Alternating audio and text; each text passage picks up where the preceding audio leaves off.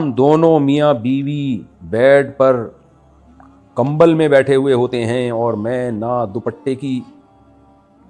دوپٹہ نہیں ہوتا تو اچانک کبھی میرے سسر اور کبھی میری ساس کمرے میں گھس جاتے ہیں، اللہ ان کو ہدایت دے، بغیر دستک دیے۔ میں اپنے شوہر سے کہتی ہوں کہ مجھے اس سے شرم آتی ہے، آنی بھی چاہیے، تو وہ کہتے ہیں کہ میں اپنے والدین کو کیسے منع کر سکتا ہوں کیونکہ یہ ان کا گھر ہے، میں اپنے شوہر کو کیسے سمجھاؤں؟ آپ اپنے شوہر کو سمجھانے کے بجائے ڈائریکٹ ساس سسر کو سمجھا دیں محبت سے، بولیں انکل ہم کمرے میں بیٹھے ہوتے ہیں، شوہر کے ساتھ میاں بیوی تو بے تکلف ہوتے ہیں، گپیں مار رہے ہوتے ہیں، بے تکلف ہو کے بیٹھے ہوئے ہوتے ہیں، تو ویسے بھی کسی کے کمرے میں جب لڑکا بالغ ہو جائے نا تو باپ کو بھی نہیں چاہیے کہ وہ دھاڑ کر کے کمرے میں داخل ہو، یہ اس کو بھی چاہیے کہ نوک کر کے آئے، قرآن کا حکم ہے، اللہ نے فرمایا کہ جب بھی کہیں جاؤ تو اجازت لے کے جاؤ، تو اس لیے اس کو پہلے بتا دیں، ساس سسر کو، ان دونوں کو پہلے آپ محبت سے، پہلے میاں کو بولیں کہ آپ خود ہی بتا دیں، محبت سے سمجھا دیں، میاں صاحب نہیں بتا رہے تو آپ بہت ہی رسپیکٹ کے ساتھ کہ سسر صاحب آپ میرے باپ کی طرح ہیں، تو آپ بہت اچھے ہیں، مجھے آپ پہ کوئی شک نہیں ہے، لیکن میرے والد صاحب بھی تھوڑا سا اس کا خیال کیا کرتے تھے کہ جب کمرے میں آتے تھے نوک کر کے آتے تھے، تو آپ بھی تھوڑا سا خیال کر لیا کریں، لیکن خود نہ کہیں، کسی اور سے کہلوا دیں، خود کہیں گے نا تو ایسی جنگ شروع ہوگی کہ ختم ہی نہیں ہوگی کبھی، ساس کو یا سسر کو سمجھانا بات ایسے جیسے اونٹ کو رکشے میں بٹھانا، بہرحال یہ غلط ہو رہا ہے، اس کو ختم کریں، یہ بالکل غلط ہے، اور یہ کوئی ساس سسر کا حق نہیں ہے، اور یہ اگر گھر ان کا بھی ہے تو بھی کوئی حق نہیں ہے کہ آپ کسی کے کمرے میں ایسے گھسائیں، یہ جائز نہیں ہے، اور آپ کا شرم آنا بالکل ٹھیک ہے، حیا جن خواتین میں ہوتی ہے ان کو یہ عمل برا لگتا ہے، یہ تو اچھی بات ہے، اللہ نے آپ میں حیا رکھی ہے، آج کل تو حیا ہی مارکیٹ سے شارٹ ہوتی جا رہی ہے، نام بس حیا رکھا جا رہا ہے، حیا ہوتی ہے نہیں اندر، الحیا جزء من الایمان، حدیث میں آتا ہے حیا ایمان کا حصہ ہے، تو شرم و حیا ہونی چاہیے، ہم کوئی انگریز تھوڑی ہیں۔ میں نے اچھا بھائی صاحب آج سارے الٹے بتا لیے، یہ صاحب کہہ رہے ہیں کہ جی مجھے ہینڈ پریکٹس کی عادت تھی، مجھے نہیں پتا تھا کہ یہ گناہ ہے، پھر میں نے آپ کی ویڈیو دیکھی، بعد میں نے توبہ کر لی، تو کیا مجھے گناہ گار مانا جائے گا؟ مجھے کیا کرنا ہوگا؟ بھائی آپ نے توبہ کر لی، اللہ سے گڑ گڑا کے بس بھول جائیں اس گناہ کو، التائب من الذنب کمن لا ذنب لہ، حدیث میں آتا ہے جو گناہ سے توبہ کر لے ایسے جیسے گناہ کیا ہی نہیں اس نے، بس بھول جائیں اس گناہ کو ہمیشہ کے لیے، اللہ معاف کرنے والا ہے، اور شادی کریں جلدی تاکہ دوبارہ کہیں عادت نہ پڑ جائے۔ چھوٹی بچیوں کو بچپن میں پینٹ شرٹ پہنا سکتے ہیں یا نہیں؟ نہ پہنائیں تو اچھا ہے، بچیوں کو ہمیشہ شروع سے ہی کھلے ڈلے لباس سے مانوس کرنا چاہیے، اور تاکہ ان کو بچپن میں جو لباس پہنا دیا نا بچی اسی سے مانوس ہوگی، یہ ذہن میں رکھیں، یہ جو سلیو لیس اور آدھے آدھے کپڑے بچپن میں بچیوں کو پہنا دیتے ہیں یہ ظلم کر رہے ہوتے ہیں، تو بچیوں کو بچپن میں پراپر ڈریس پہنائیں گے تو عادت ہو جائے گی، تو میں اس کو پسند نہیں کرتا کہ بچیوں کو پینٹ شرٹ پہنائی جائے، میں اس لیے نہیں کہ شریعت، اس لیے نہیں کہ میری کیا حیثیت ہے، شریعت کا مزاج نہیں ہے، وہ چست لباس ہوتا ہے، خواتین کو تو ڈھیلا ڈھالا لباس پہننا چاہیے۔ ثنا صاحبہ انڈیا سے، مفتی صاحب 2 مہینے پہلے ہمارے والد صاحب کا انتقال ہو گیا، اللہ تعالیٰ مغفرت فرمائے، ہمیں ان کی بہت یاد آتی ہے، رونا آتا ہے، لوگ کہتے ہیں رونے سے تمہارے والد صاحب گناہ گار ہوں گے، تو کیا ہم رو سکتے ہیں یا نہیں رو سکتے ہیں؟ بھائی چیخنے چلانے سے گناہ ہوتا ہے؟ رونا تو ایک فطری چیز ہے، ابا ہیں بھائی، ساری زندگی ساتھ گزارا، انہوں نے آپ کو پالا پوسا، گھر دیا، عزت دی، خاندان دیا، آپ کی والدہ کو بھی چھاؤں دی انہوں نے، ماں جو بچے کو پالتی ہے عزت کے ساتھ، باپ کی چھاؤں ہوتی ہے تو پالتی ہے، تو یہ تو میں تو 6 مہینے تک روتا رہا تھا، لیکن کسی کو بتاتا بھی نہیں تھا، چھپ چھپ کے روتا تھا جب والد صاحب کی یاد آتی تھی اس کے بعد بھی روتا رہا، 6 مہینے تو بہت زیادہ یاد آتی تھی، یہ تو نیچرل ہے،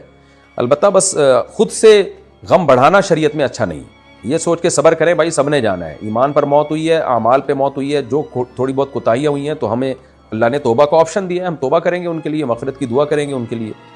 تو اس طرح سے کرتے رہیں تو انشاءاللہ کوئی گناہ نہیں ہوگا۔ ہاں چیخنا چلانا ہر وقت دکھڑے اب ہے، یہ میرے ابا مر گئے بھائی، میرے ابا یہ ہو گئے، ہر وقت غم پیش کرتے رہنا یہ برا عمل ہے۔ دیکھ گھما کر منت مانگنا کیسا ہے؟ یہ کیسا ہوتا ہے بھائی؟ یہ جائز نہیں ہے بھائی، منت ماننا ہے تو سیدھے زبان سے بول دیں اللہ تو نے میرا یہ کام کیا تو میں اتنے روزے رکھوں گا، لیکن منت ماننا پسندیدہ کام نہیں ہے، بہت سے لوگ زبان سے اپنے اوپر ایسی ایسی چیزیں لازم کر لیتے ہیں ان سے پھر ہوتی نہیں ہے وہ، یہ اچھا شریعت میں اس کو پسند نہیں کیا گیا، باقی دیکھیں گھمانا ومانا بکواس ہے، فضول کام ہے۔ نامحرم سے کسی کام کی مجبوری میں بات چیت کرنا یا اس سے فون پر ضروری کام کے لیے بات کرنا کیسا ہے؟ ضرورت کے وقت جائز ہے، لیکن اپنے جذبات پہ بھی کنٹرول کریں، بہن سمجھ کے بات کریں، بولیں بھی اس کو بہن، جب کسی نامحرم کو آپ سسٹر بول دیں نا تو آدھا فتنہ ویسے ہی ختم ہو جاتا ہے، آنٹی نہ بولیں، اگر آنٹی بول دیا تو وہ پھر حالات کے ذمہ دار آپ خود ہوں گے۔ بہن بول دیں کافی ہے. اچھا میرے بھائی، اگر کوئی 90 سال کی بھی ہو نا آنٹی، پھر بھی نہ بولیں. اگر کوئی تہجد پڑھ کر وطر پڑھتا ہو اور ایک دن اس کی تہجد کے لیے آنکھ نہ کھلے اور وطر رہ جائے تو کیا کرے گا؟ وطر چھوڑنا گناہ ہے. حدیث میں آتا ہے من لم یوتر فلیس منا ان اللہ زادکم صلاۃ الا وہی الوطر. اتنی سخت تاکیدات ہیں وطر کی، تو اس لیے وطر چھوڑنا جائز نہیں ہے. تو اگر کسی کو شک ہو کہ پتہ نہیں تہجد میں آنکھ کھلے گی کہ نہیں کھلے گی، تو اس پر لازم ہے کہ وطر پڑھ کے سوئے. حضرت ابو ہریرہ رضی اللہ تعالیٰ عنہ وطر پڑھ کے سویا کرتے تھے. ان کو خطرہ ہوتا تھا کہ پتہ نہیں آنکھ کھلے نہ کھلے، کیونکہ وہ پڑھائی کرتے تھے، پڑھتے تھے، علم حاصل کرتے تھے، تو ڈر ہوتا تھا کہ دیر سے سوؤں گا تو آنکھ نہ کھلے کہیں. تو اس لیے جس کو یہ خطرہ ہو تو اس پر لازم ہے کہ رات کو پڑھ لے. پھر بھی اگر آپ کو یقین تھا کہ تہجد میں آنکھ کھلے گی، اس لیے آپ نے وطر چھوڑ دی اور اتفاق سے آنکھ نہیں کھلی، تو پھر اللہ معاف کرنے والا ہے، پھر قضا پڑھ لیں.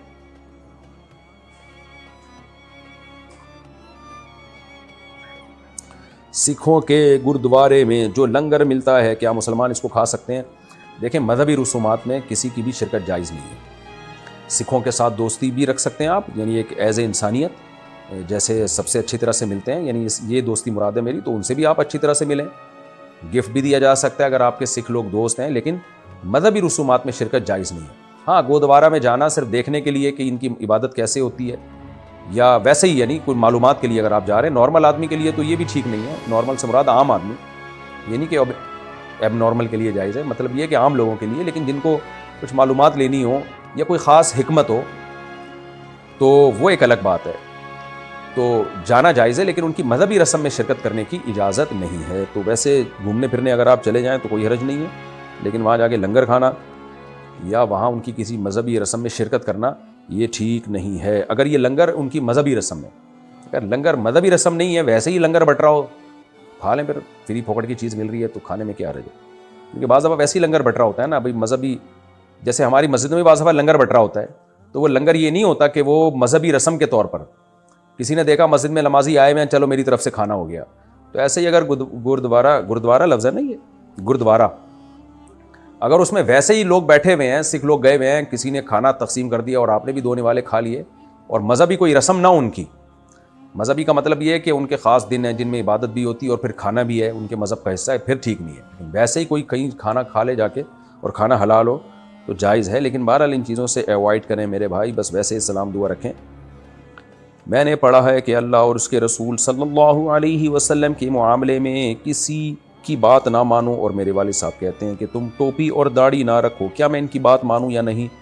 ٹوپی چھوڑ دیں. والد صاحب کو اگر ٹوپی پسند نہیں ہے، ٹوپی رکھنا کوئی فرض واجب نہیں ہے، لیکن داڑھی کاٹنا حرام ہے، ناجائز ہے. والد صاحب اگر داڑھی کاٹنے کا کہتے ہیں تو پھر داڑھی مت کاٹیں. اور پھر والد صاحب کو اللہ لمبی عمر دے، اللہ نہ کرے اگر بالفرض وہ دنیا سے چلے جاتے ہیں، ظاہر ہے سب نے جانا ہی ہے، تو پھر بعد میں ٹوپی رکھ لیں سر پہ، کیونکہ نبی صلی اللہ علیہ وسلم کی سنت ہے. اب والد صاحب کی وجہ سے ایک سنت کو پورا کرنا، ابا کو ناراض کرنا، یہ تھوڑا نامناسب لگتا ہے. ہاں، گھر سے باہر نکلیں تو پہن لیں ٹوپی، ابا کے سامنے نہ پہنیں. کتنے لوگ یوٹیوب پر حضور صلی اللہ علیہ وسلم اور ہمارے دین کے بارے میں نازیبا باتیں کرتے ہیں، کیا ہم ان کو دلائل سے جواب دے سکتے ہیں؟ کیوں نہیں دے سکتے؟ دینا چاہیے بھائی. آپ کہتے ہیں کہ اللہ تعالیٰ نے ہمیں اپنی عبادت کے لیے پیدا کیا ہے، جبکہ میں نے کسی عالم سے سنا کہ اللہ تعالیٰ نے اس لیے پیدا کیا ہے کہ وہ دیکھنا چاہتا ہے کہ اچھا عمل کس کا ہے، اور وہ انسان کا صبر آزمانا چاہتا ہے. وضاحت فرمائیں. دونوں باتوں میں کوئی تضاد نہیں ہے. قرآن میں ہے کہ وما خلقت الجن والانس الا لیعبدون، میں نے انسان اور جنات کو اپنی عبادت کے لیے پیدا کیا. دوسرے مقام پہ اللہ نے فرمایا سورہ ملک میں خلق الموت والحیات لیبلوکم ایکم احسن عملا، میں نے تمہیں پیدا کیا، میں دیکھنا چاہتا ہوں اچھا عمل کون کرتا ہے. تو عبادت اچھے عمل ہی کو کہا جاتا ہے، یعنی اللہ کی اطاعت کرنا. عبادت کا مطلب کیا؟ اللہ کی مان کے چلنا. تو جو بھی اچھا عمل ہے، رزق کمانا بھی عبادت ہے، سائنسی ترقی کرنا تاکہ مسلمان قوم ترقی کرے، انسانیت کو فائدہ ہو، اللہ کی رضا کے لیے یہ کام کرنا، یہ بھی عبادت ہے. ہم غریبوں کو پیسہ دیتے ہیں، فائدہ انسانیت کو ہو رہا ہے نا، لیکن اللہ اس عمل کو عبادت قرار دیتا ہے.